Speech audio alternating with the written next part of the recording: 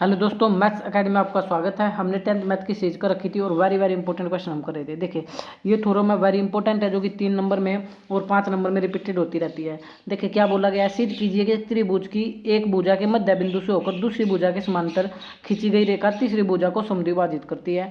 ठीक है, तो देखिए इसने बोला एक त्रिभुज। पहले तो आप एक ट्रायंगल बना लो ताकि आपको पता लगे कि क्या बोल रहा है। ये बोल रहा है एक त्रिभुज, तो त्रिभुज मैंने बना लिया ए बी सी। क्या बना दिया?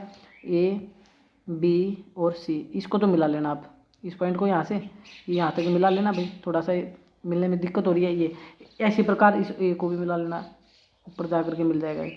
ठीक है, ये ए बी सी ट्रायंगल आपको दिख गया। अब ये किसने बोला? त्रिभुज की एक भुजा के मध्य बिंदु। तो ए बी का मध्य बिंदु ले लो पी, यहाँ पर ले लो, ये रहा मध्य बिंदु पी।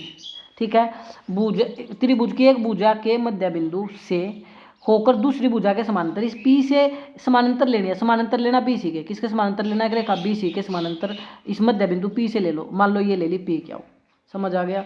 ये गिवन है, दिया है। अब ध्यान देखना, मैं सारी चीज़ें बताता चलूँगा, इंपॉर्टेंट क्वेश्चन है। तो इसने क्या बोला? पी क्या हो समानांतर किसके है? B C. मैं नहीं बोल रहा, क्वेश्चन बोल रहा है भैया। पी क्या समांतर किसके है? B C. समझ आया यहाँ तक? दूसरी भुजा के समांतर खींची गई रेखा तीसरी भुजा को समद्विभाजित, सम का मतलब समान, द्वि का मतलब दो, दो भागों में बांटती है तीसरी भुजा को। इस भुजा का यूज कर चुके हो ए बी का, ध्यान देना रे। इस भुजा का ए बी का यूज कर चुके हो, कर चुके थे सर, कर चुके थे। और इस बी सी का यूज कर चुके समांतर लेने में। इन दो भुजाओं का तो यूज कर चुके थे क्वेश्चन में, या नहीं किया था सर? कर चुके थे, इन दो का यूज कर चुके थे।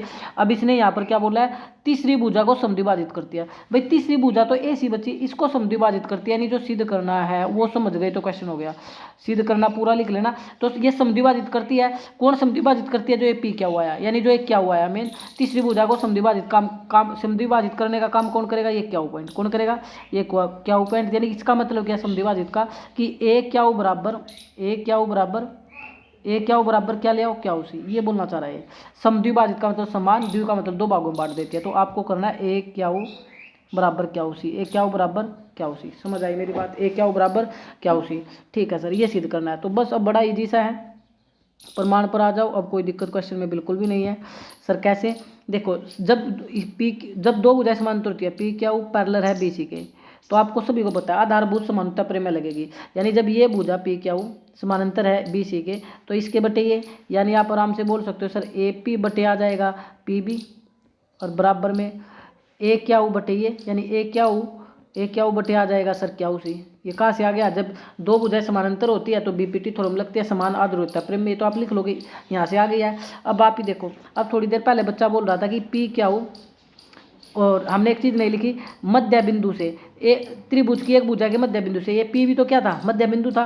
तो ये जब ये पी मध्य बिंदु था तो क्वेश्चन में गिवन है, जो मैंने नहीं लिखा भाई, मैं वो आप लोगों को यहाँ लिख कर दिखा देता हूँ। ये पी मध्य बिंदु है, तो इसका मतलब ए पी बराबर बी पी भी है। ए पी बराबर बी पी भी है। मैं यहाँ लिख दूँ क्या, जो मिस हो गया पॉइंट? ए पी बराबर क्या है? बी पी बी है। ये मैं गिवन है क्वेश्चन में। ठीक है, क्वेश्चन में जो मैंने ये लिखा है, एक तो ये गिवन था समानांतर वाला केस, और एक ये मध्य बिंदु वाला केस, यानी ए पी बराबर बी पी बी है। तो ए पी बराबर बी पी है, तो ए पी को बी पी लिख लो, या बी पी को ए पी लिख लो। तो जो आप लोगों ने ये लिया है ना, ए पी बराबर बी पी, देखिए नेक्स्ट पेज पे से दिखा रहा हूँ।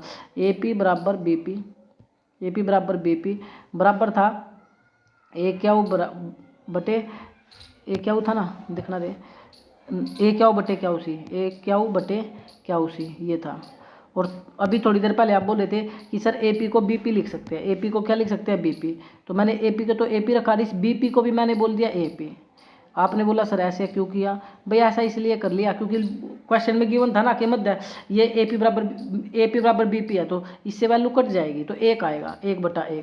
तो आप लोग देखेंगे ध्यान से, तो ए क्या सी बराबर आ गया 1/1। क्रॉस मल्टीपल कर दो दोनों की, ए क्या की 1 से, बी क्या और क्या सी की भी 1 से, तो ए क्या बराबर आ गया क्या सी। जब क्रॉस मल्टीपल करोगे, ए क्या बराबर क्या आ गया? क्या सी। ए क्या बराबर आ गया क्या सी। यही आपको क्वेश्चन में चाहिए था, जो कि प्रूफ हो चुका है। ध्यान से आप देख सकते हैं, हमें क्या चाहिए था? ए क्या बराबर क्या सी। होपफुली ये क्वेश्चन आपको समझ आया होगा। जय हिंद, जय भारत। समझ आया तो लाइक शेयर सब्सक्राइब करना ना भूलें।